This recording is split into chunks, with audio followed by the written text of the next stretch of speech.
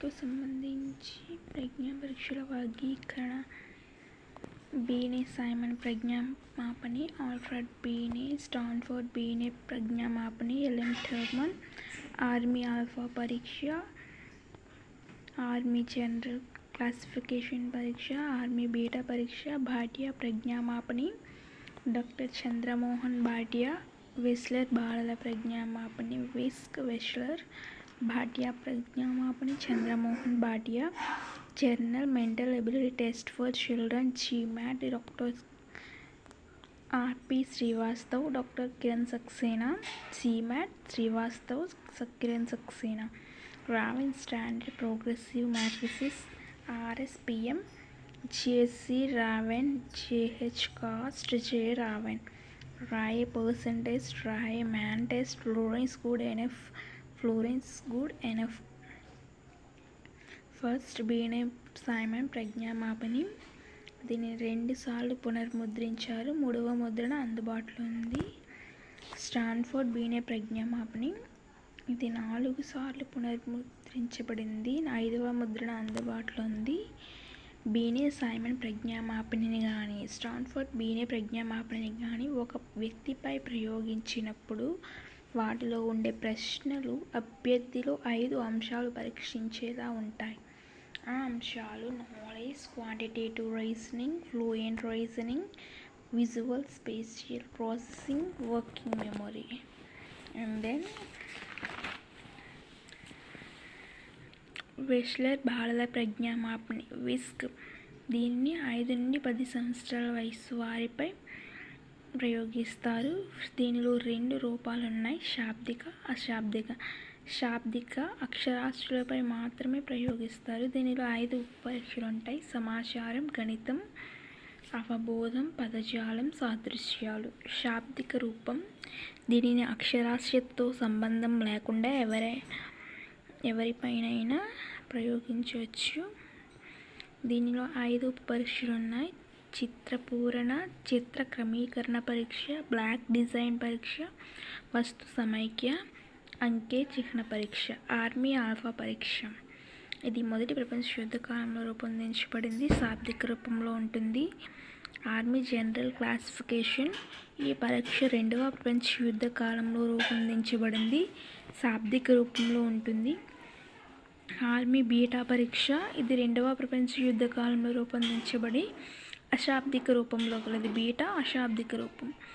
భాటియా ప్రజ్ఞామాపిని చూసుకుంటే ఇది 1945లో గ్రామీణ భారతదేశంలో ఉపయోగించుకోవడానికి వీలుగా రూపొందించారు.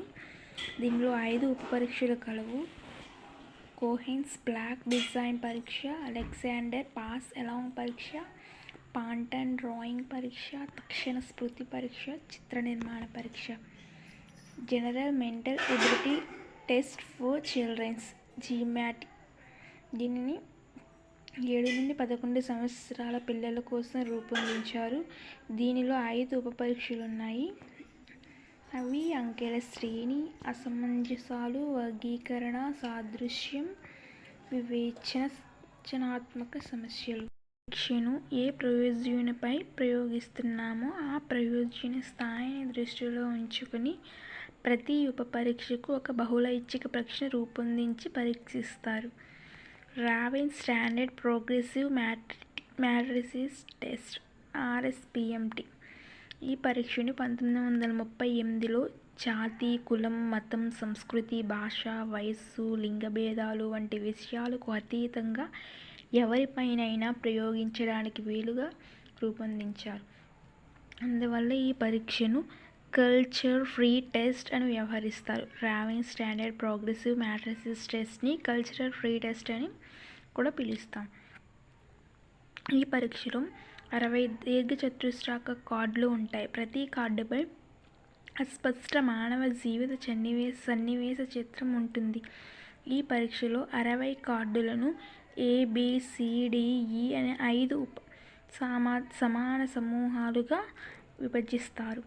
ప్రతి సమూహంలో 12 కార్డులు ఉంటాయి. ఒక సమూహంలో ఉన్న 12 కార్డులలో అంతర్లీనంగా ఏదైనా ఒక కథ కానీ విషయం కానీ నడుస్తూ ఉంటుంది.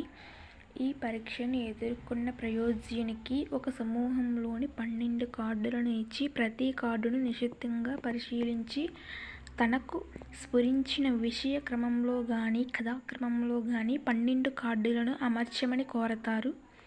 కొన్నిసార్లు 12 కార్డులను కథాక్రమంలో అమర్చాక ప్రతి కార్డులో అస్పష్టమైన చిత్రాన్ని పెన్సిల్ సహాయంతో అర్థవంతమైన చిత్రంగా మార్చి చూపమని కోరతారు.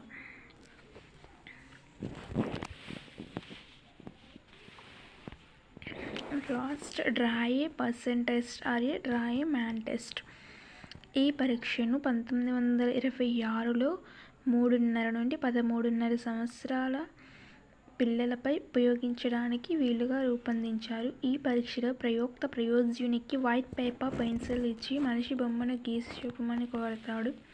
ప్రయోజ్యుడు గీసిన మనిషి బొమ్మలో ప్రయోక్త ముందుగా నిర్దేశించుకున్న 51 అంశాలలో ఎన్ని అంశాలు తృప్తిపరచబడ్డాయో పరిశీలించి ప్రయోజ్యుని మానసిక స్థాయిని అంచనా వేస్తారు.